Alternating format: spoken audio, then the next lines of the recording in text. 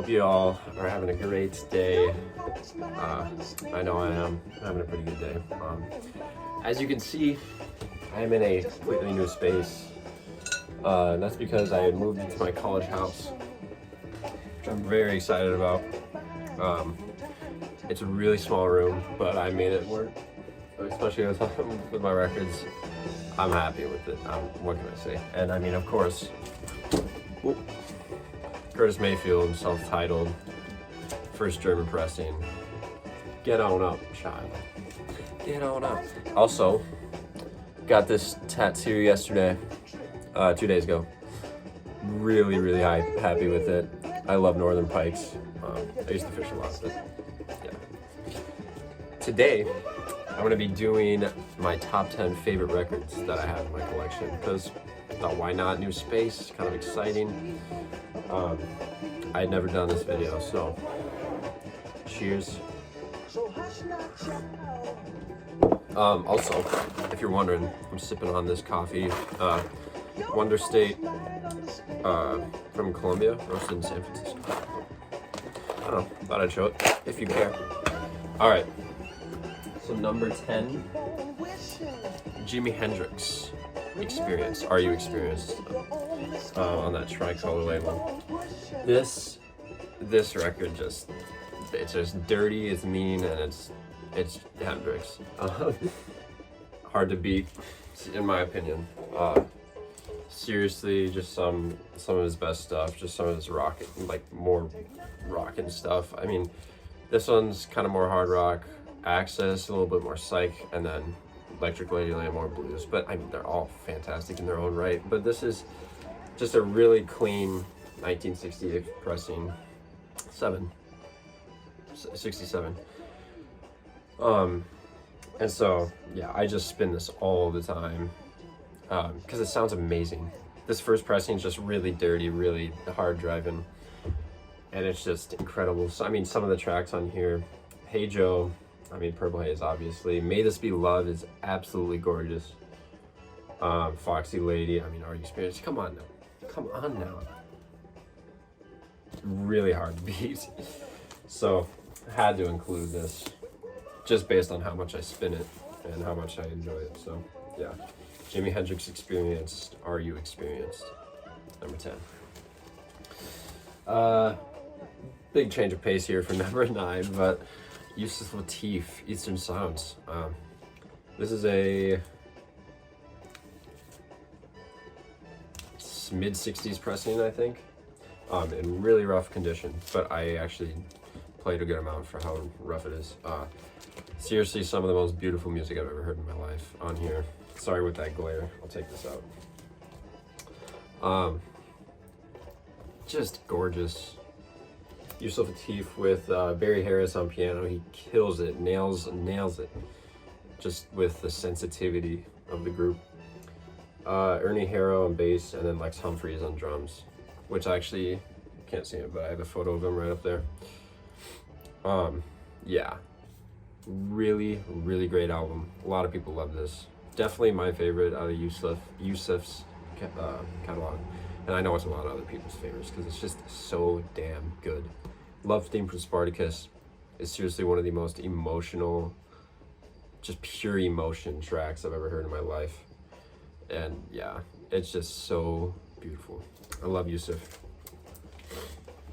I actually had coffee with a piano player who was taught by Yusuf Lateef, so that was pretty interesting. Hear about his experience. And he said that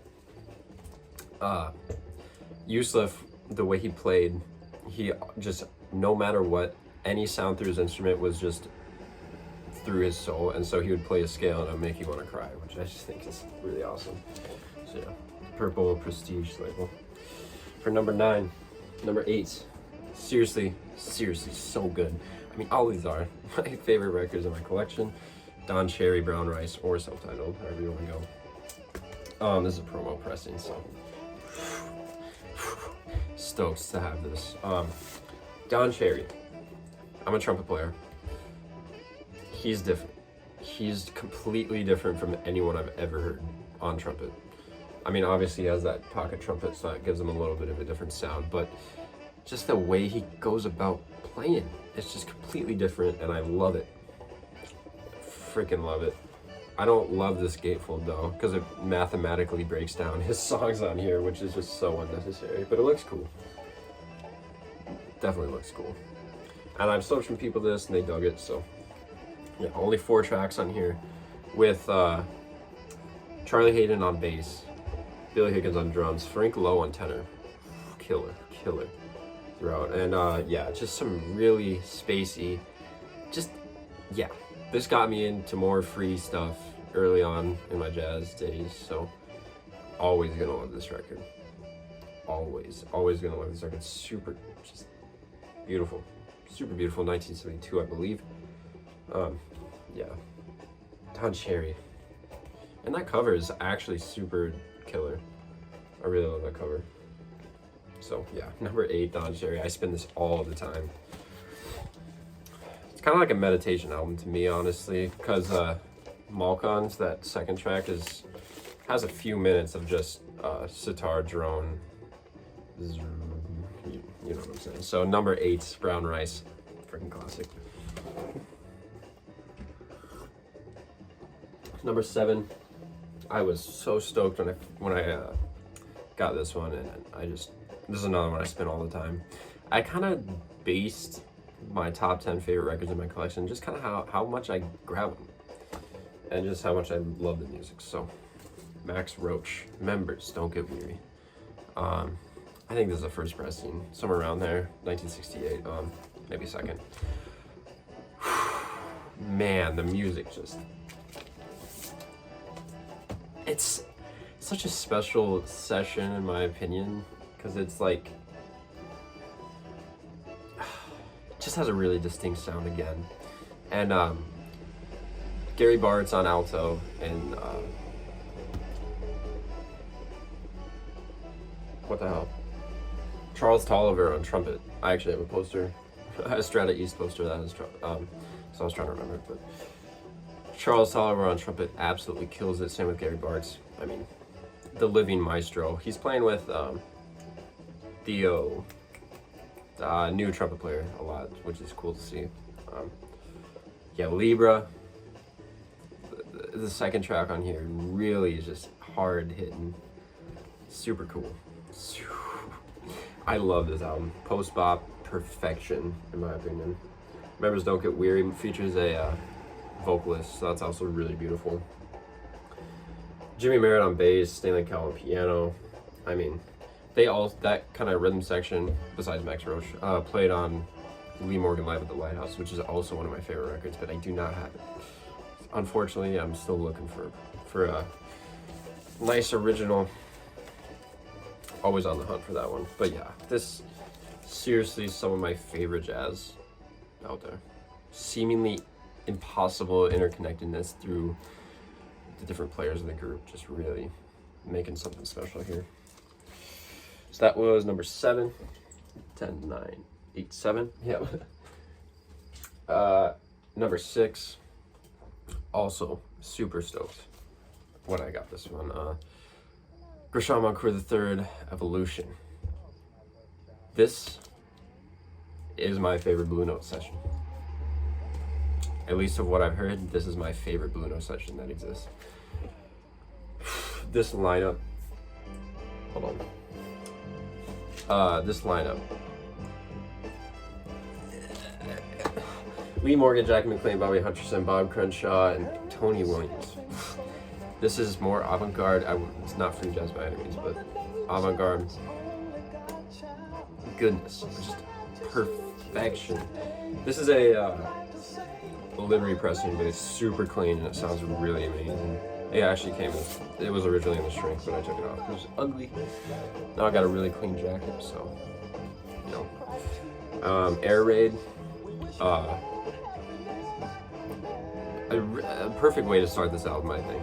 Perfect track to start it, but Evolution, Bobby Hutcherson's making these really nice just layers under everything. I mean, Bobby Hutcherson kind of makes this record, in my opinion. It's cool to hear Lee Morgan kind of out there too. and The Coaster and Monk and Wonderland is 4 songs. So Tony Williams kills it too, really responsive, super, I mean, of course it's Tony Williams. Second Great Quintet, which, that's an impossible group, I don't understand them. Yeah.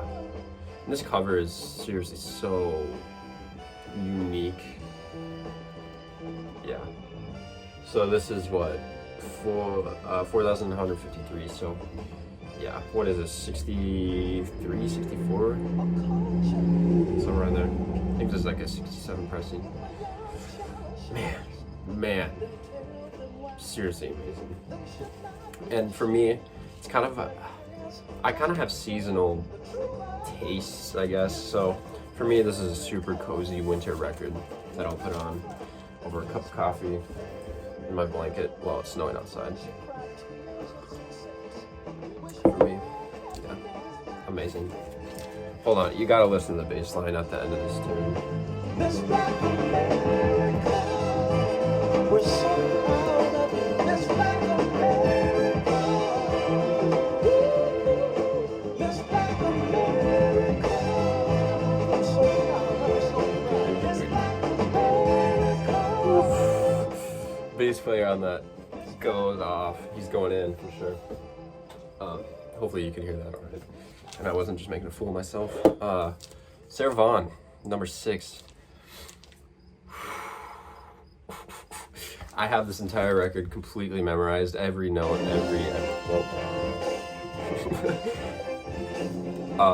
just solely based on how much I listen to it. Clifford Brown on here kills it. Paul Quinichette kills it. Herbie Mann kills it. Jimmy Jones on piano, really beautiful playing.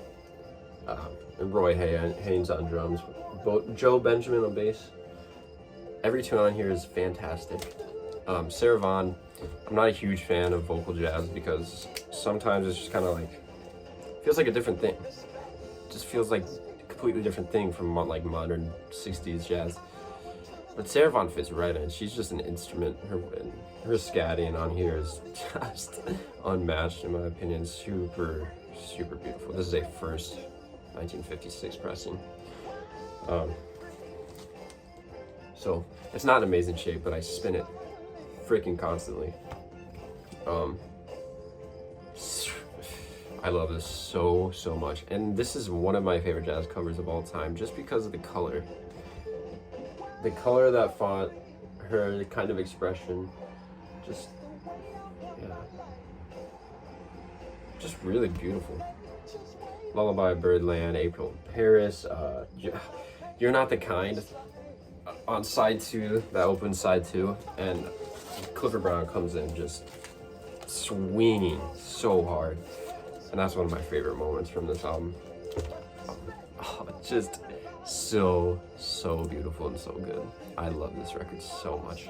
So happy I have this. I actually didn't know what it was when I bought it, and it's become one of my favorites. So that was number 6, Sarah Vaughn.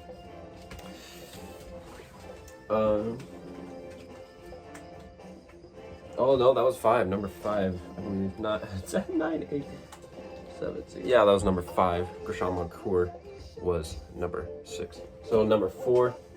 This is hard. These last 4, kind of tough. They're kind of all equal in my opinion, but yeah, this just kind of solely based on the badassness. Just John Coltrane jazz lips on that pinwheel. I spin this so often.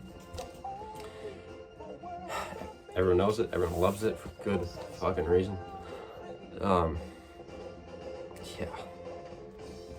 Tommy Flanagan on piano. Kind of eats it on giant steps, I'm gonna be honest. Kind of feel bad for him. Paul Chambers and Art Taylor. Really great group. Really just incredible. Incredible. And one of my favorite moments on this record is Countdown, the 3rd track, where I've explained this before, but I'll explain it again because it's just so freaking perfect. Coltrane comes in. No, it's actually Art Taylor on drums first. He's going at it. Coltrane comes in wailing the changes, which is just, Countdown is just like basically a faster Giant Steps. It's the same pattern. He's wailing for a couple choruses, and then piano, Tommy Flanagan comes in, just kind of slight chords here and there. You know, he's comping. And then, maybe like 30 seconds from the end, they finally go into the head. And then that's when Paul Chambers comes in, just swinging on the bass.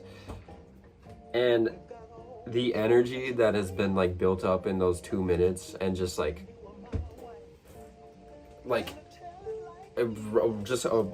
arises from this group at the end when he's just I can't put it into words. Go listen to Countdown. I love that moment so much. Yeah. Giant Steps. Also, because it's one of the more rare ones in my collection, I just think it's really cool. It's kind of a weird record in Coltrane's discography, though. Kind of just like a one-off thing, I feel like. Just so unique. I don't know. Love it. So, that was number 4. Number 3. This could have been number 1, but I decided not to. The Meters. Self-titled. First pressing, beat to hell, but I play it all the time because it still sounds great. Let's see if you can, man.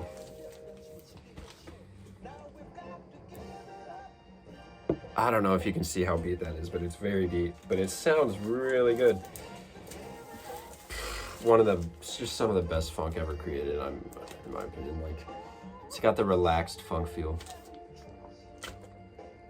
I'll put it on for any occasion, doing laundry, like cooking, laying back, you know, they lay back on this record. And Sissy Strut, first track, classic. Everyone knows that. It's in Jackie Brown, Quentin Tarantino movie. That's, I didn't know that was in that movie. And once it came on, I was like, fuck yeah, like, that's a great moment. Live Wire is really good. Ease Back is another really great track. 6v6 LA. Stormy is kind of a more mellow one on here. And then Simple Song is super funky. They literally just play the major scale and they make it sound super, super cool and hip. So, yeah. 1969, I believe. 1969? Oh no. I'm forgetting the date, but yeah, the Meters on Josie, yeah, all the time. This is on all the time. I played it in a couple videos. I've talked about it in a couple videos. Can't get over it. Can't get over it. I got this for a pretty good price for how beat up it is, but yeah, and how good it sounds still. So yeah, the Meters, number 3. Number 2, Lush Life. John Coltrane. Record is so gorgeous. It was supposed to be a quartet. Piano player didn't show up. So we got a Coltrane trio album, at least for the first side. I think I have to flip this.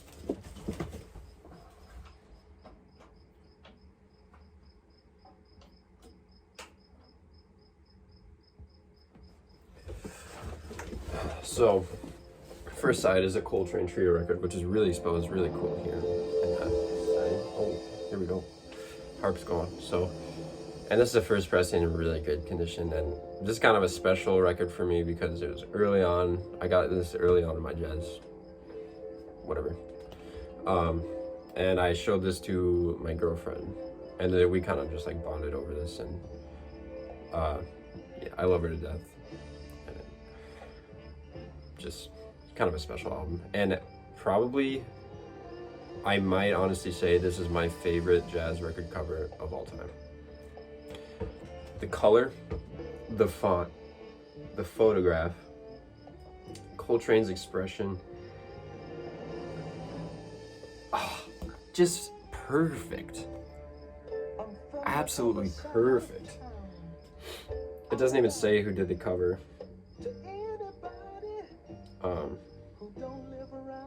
So I don't know, but I mean the signature's right there.